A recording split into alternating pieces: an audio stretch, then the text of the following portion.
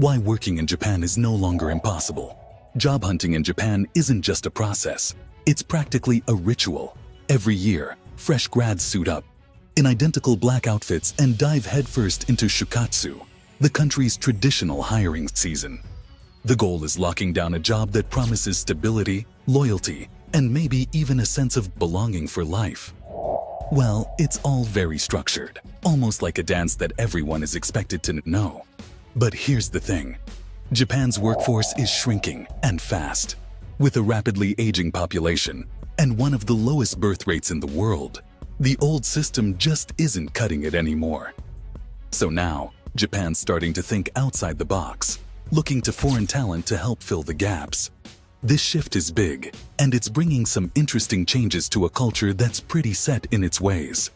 So the big question is, can Japan shake up its traditions enough to solve its labor crisis while still holding on to what makes it, well, Japan? Back in the day, Japan was the ultimate comeback story. After the devastation of WW2, the country rebuilt itself with sheer determination and an army of hardworking, low-cost labor. By the mid-20th century, Japan wasn't just back on its feet, it was soaring. Giants like Sony and Toyota were dominating global markets, and people were even predicting Japan would overtake the US economy. It was a golden era, full of promise and progress. This rise shaped the work culture we associate with Japan today. Fresh grads were snapped up right out of college, bound to their companies for life with an unspoken pact of loyalty and stability.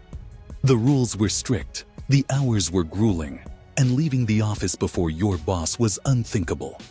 Working yourself to exhaustion was almost a badge of honor, and scenes of people passing out on the subway after a 12-hour day became oddly normal. But this seemingly invincible system wasn't built to last. The 1990s brought the infamous economic bubble burst. Real estate prices plummeted, the stock market crashed, and a once thriving economy was thrown into chaos. Companies tightened their belts, hiring slowed, and an entire generation was left behind. This lost generation still carries the scars today, with many stuck in unstable, low-paying or part-time jobs. Well, desperate times call for desperate measures, so Japan is finally cracking open the door to immigration. But let's not pretend this is as easy as just stamping a few work visas. For starters, Japan has always been wary of immigration. The idea of foreign workers entering the country has been met with resistance for decades, stemming from deep-seated fears about disrupting the harmony of society. Japan has long prided itself on its cultural unity and social order, with the belief that welcoming large numbers of outsiders could potentially challenge this delicate balance.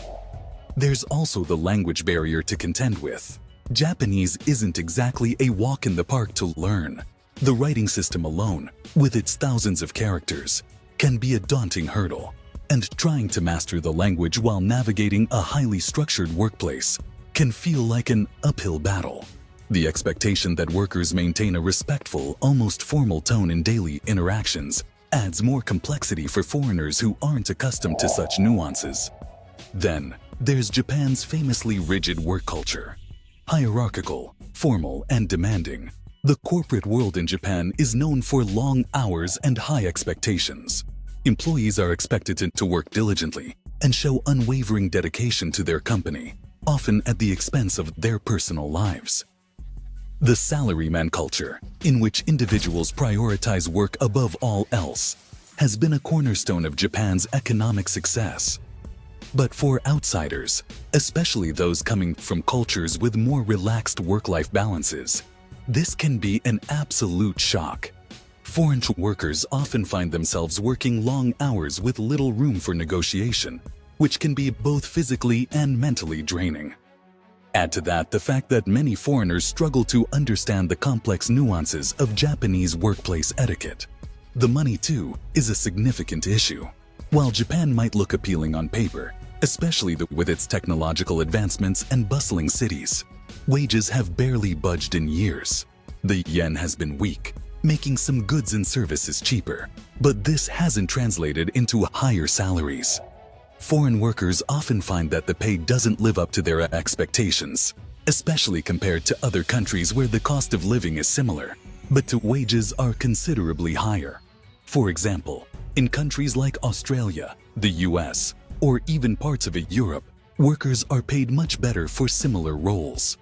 In contrast, Japan's stagnant wages, combined with its high cost of living, can make it feel like a tough sell for international talent.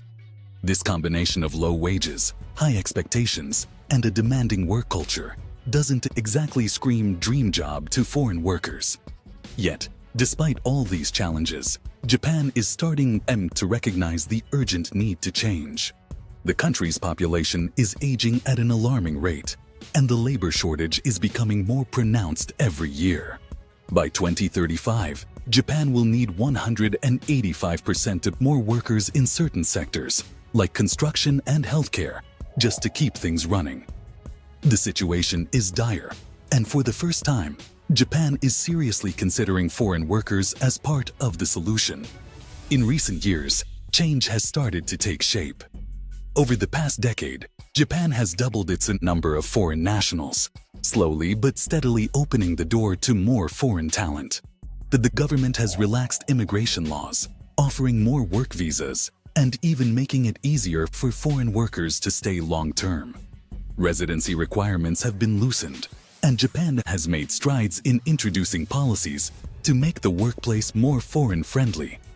But even with these changes, the question remains, will it be enough? Can Japan really adapt quickly enough to close the growing labor gap? One of the most significant shifts has been in Japan's notoriously strict work culture. Companies are beginning to recognize the need to attract and retain talent, which has led to changes like limiting overtime, promoting shorter work weeks, and encouraging more vacation time. This marks a departure from the traditional work until you drop mentality, signaling that Japan is willing to rethink its old ways in order to modernize its workforce. But even these efforts come with their own challenges. Japan's aging workforce, combined with its rigid work culture and slow wage growth, presents a significant obstacle in attracting global talent. While the country is making strides to improve work-life balance, the question is whether these changes are enough to make Japan a truly appealing destination for foreign workers. The high cost of living, coupled with the language and cultural barriers, still makes it a tough sell for many. Japan's road ahead. While opening the door to foreign workers seems like a step forward, it's a move that hasn't come without its critics. Some argue Japan should focus on homegrown solutions, like boosting the birth rates through better family support policies, or doubling down on automation and AI to solve the labor shortages. Others believe empowering women could hold the key, as Japan's gender wage gap remains one of the largest among developed nations, even with high female labor participation. Tapping into this underutilized workforce could transform industries from the ground up. For now, though, Japan is putting its bets on foreign talent to bridge the gaps. But this strategy isn't without risks. Will the influx of workers bring the diversity and innovation Japan needs? Or will it create cultural tensions and further strain an already rigid system? What's undeniable is that Japan is at a crossroad. The decisions it makes now could reshape its future, influencing not just its economy, but also its identity. What do you think? Can Japan create the right environment for foreign talent to thrive while they're staying true to its roots? Drop your thoughts in the comments below, and don't forget to subscribe for more insights on global trends and the future of work.